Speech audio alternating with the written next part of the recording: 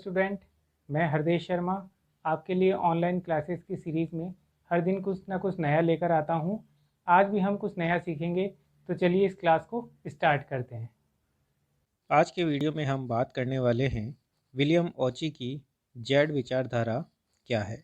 अभिप्रेरणा की इस विचारधारा का प्रतिपादन अमेरिकन प्रबंध शास्त्री प्रोफेसर विलियम जी ओची को जाता है और इन्होंने अपनी पुस्तक थ्योरी जेड, जो कि how American business can meet the Japanese challenge नामक पुस्तक में किया, जो सन 1981 में प्रकाशित की गई थी। और इसमें उन्होंने जेड विचारधारा का वर्णन विस्तृत रूप से किया है। प्रोफेसर ओची ने अमेरिका और जापान की कई बड़ी बड़ी कंपनियों की प्रबंध व्यवस्था का अध्ययन करने के पश्चात यह पुस्तक लिखी, और इसमें उनके अध्ययन और शोध से प्राप्त निष्कर्षों को ही उन्होंने जेड विचारधारा का नाम दिया है। निष्कर्ष में हम ये कह सकते हैं कि जेड विचारधारा जापानी और अमेरिकी प्रबंध की तुलनात्मक अध्ययन पर आधारित रिपोर्ट है, जिसमें जापान तथा अमेरिकन कंपनियों की अच्छाइयों को शामिल किया गया है। प्रोफेसर ओची ने मूल रूप से इस विचारधारा में जापानी प्रबंध की विशेषताओं को उजागर किया है, और जिसकी वजह से यह अमेरिकी प्रबंधन से श्रेष्ठ मानी गई है। उनका कहने का तात्पर्य था कि जापान की कंपनियों की प्रबंध व्यवस्था अमेरिकन कंपनियों की प्रबंध व्यवस्था से ज़्यादा श्रेष्ठ मानी गई है। प्रोफेसर ओची ने इसके अनुसार जापानी प्रबंध के कुछ तीन मूल आधार माने हैं। वे तीन मूल आधार है, पहला है विश्वास, दूसरा है मर्मज्ञता और तीसरा है आत्मीयता। और ये तीनों ही घटक अभिप्रेरण के महत्वपूर्ण घटक माने गए हैं। इन्हीं के पॉइंट में सर्वप्रथम बात करेंगे आजीवन रोजगार योजना क्या है। प्रोफेसर ओची ये मानते हैं कि कर्मचारियों को जीवन पर्यंत रोजगार दिया जाना चाहिए। कहने का तात्पर्य है कि कोई व्यक्ति कंपनी में आ जाए तो उसे सदैव के लिए वह वहाँ रोजगार दिया जाना चाहिए। जापानी कंपनियाँ एक बार चयन करने के पश्चात चाहे उनकी मंदीकाल भी आ जाए तो भी वह कंपनियाँ किसी भी कर्मचारी की छटनी या जबरन छुट्टी का कार्य नहीं करती है। ऐसी संस्थाएं घाटा उठाकर भी अपने कार्मिकों को संस्था में बनाए रखती है।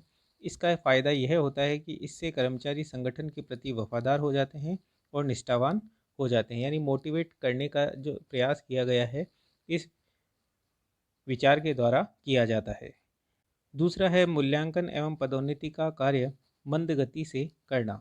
विलियम ओची ने अपने निष्कर्ष में बताया कि जापानी प्रबंधक यह मानते हैं कि उत्पादकता किसी एक व्यक्ति की देन नहीं होती है, बल्कि सभी का सामूहिक प्रयासों का परिणाम होती है। यानी कंपनी का जो प्रोडक्टिविटी वॉल्यूम जो बढ़ता है, वह किसी एक कर्मचारी की वजह से नहीं होता है, एक पूरे समूह के माध्यम से इसको प्राप्त किया जाता है।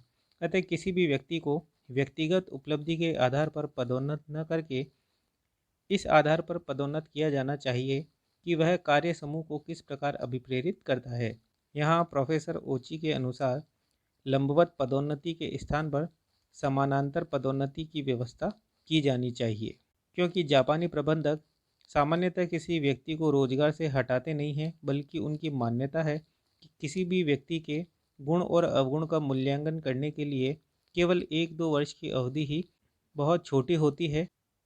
इसलिए वह दीर्घकाल यानी करीब की 10 वर्षों तक की सेवा के पश्चात ही अपने कर्मचारियों का प्रथम कार्य मूल्यांकन करते हैं। कहने का तात्पर्य है, वे किसी भी कर्मचारी की उपलब्धियों का मूल्यांकन 1 या 2 वर्ष में ना करके बल्कि 10 वर्षों के अनुसार ही प्रथम कार्य मूल्यांकन करने का कार्य करते हैं।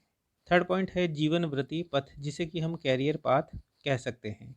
जापान में प्रबंधकों की विशेषज्ञता पर अधिक बल नहीं दिया जाता है, बल्कि यह विचारधारा मानती है कि कर्मचारियों की जीवन वृत्ति पथ का निर्धारण गैर विशिष्टीकरण यानी कि नॉन स्पेशलाइज्ड आधार पर होना चाहिए। जापान में ये प्रयास रहता है कि प्रबंधक समस्त विभागों के कार्यों को समझे, और इस हेतु कार्य परिवर्तन की नीति अपनाई जाती है। कहने का तात्पर्य है, व्यक्ति को किसी एक कार्य में विशेषता प्राप्त नहीं करनी चाहिए, बल्कि उसे सभी कार्यों में विशेषताएं प्राप्त करनी चाहिए। नेक्स्ट पॉइंट है मानवीयता पर बल। इस विचारधारा में प्रबंधकों को कर्मचारियों पर पूर्ण ध्यान देना चाहिए, और उन्हें अपने कर्मचारियों का ध्यान केवल कार्यस्थल तक नहीं रखना चाहिए, इतना सीमित नहीं होना चाहिए, बल्कि प्रबंधकों को कर्मचारियों के साथ साथ उनके परिवार, उनकी रुचियाँ, महत्वाकांक्षाएँ आदि का भी ध्यान रखना चाहिए। नेक्स्ट पॉइंट है सामूहिक निर्णयन। यह विचारधारा इस तथ्य पर जोर देती है कि संस्था के कर्मचारियों को निर्णयन में भागीदार बनाना चाहिए। इससे निर्णय लेते समय संस्था के कर्मचारियों से परामर्श किया जा सकता है, उनसे सलाह ली जा सकती है, सुझाव मांगे जा सकते हैं और यह जो निर्णय संस्था के द्वारा लिए जाते हैं कर्मचारियों से ही जुड़े होते हैं और प्रत्यक्ष रूप से वह उनको प्रभावित करते हैं। इसलिए ऐसे निर्णय लेते समय हमें सामूहिक निर्णय प्रक्रिया का सहारा लेना चाहिए।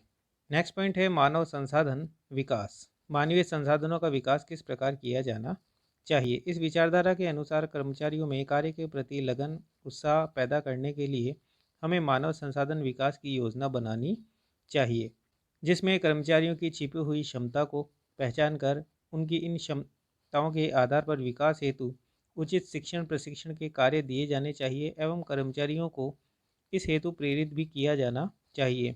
कार्य संवर्धन तथा कार्य समृद्धि के द्वारा भी हम अपने अधीनस्थ काम करने वाले लोगों के विकास का मार्ग प्रशस्त कर सकते हैं।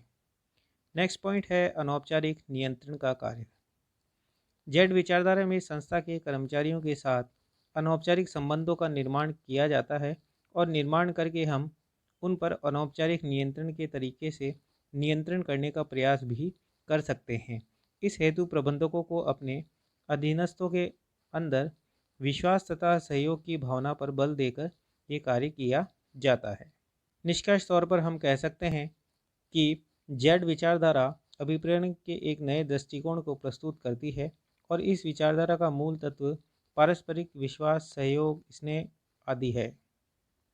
आज की क्लास में बस इतना ही। Thank you.